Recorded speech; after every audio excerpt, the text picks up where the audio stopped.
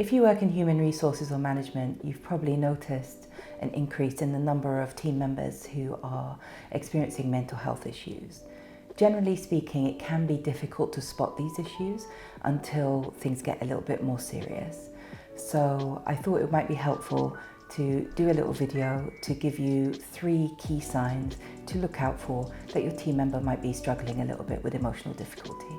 One of the first signs is conflict with colleagues. Obviously, sometimes tensions can run high in the workplace, but if you find there is one person who tends to be at the center of these conflicts and issues, or are having increased issues with one team member, it's worth checking in with them to make sure that they're not struggling with something deeper or outside of work. Because sometimes what can happen is, let's say we've got a relationship issue or we've got some sort of mental health or emotional difficulty.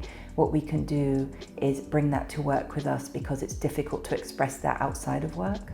And work, because there are rules and there are regulations and there are team members and there are managers and so on, tends to provide a safe space where people's emotional worlds tend to manifest more easily than maybe they feel they can do outside of work. The second sign that someone might be struggling with their mental health is regular complaints.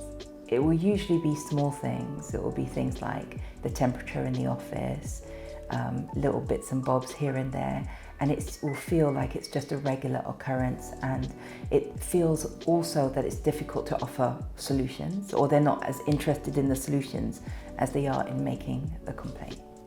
The third sign that your team member might be struggling with their mental health is short repeated absences from work, usually for things for like a headache, stomach ache, that kind of thing. And it's usually for like half a day, 1 day, but on a repeated basis. A lot of people struggle to know that they need a mental health day, and also some people somatize. So if they have anxiety, that manifests to them as having a headache or a stomach ache or something like that. So if you notice you've got a team member who's off quite regularly with these sort of short absences, really recommend checking in with them.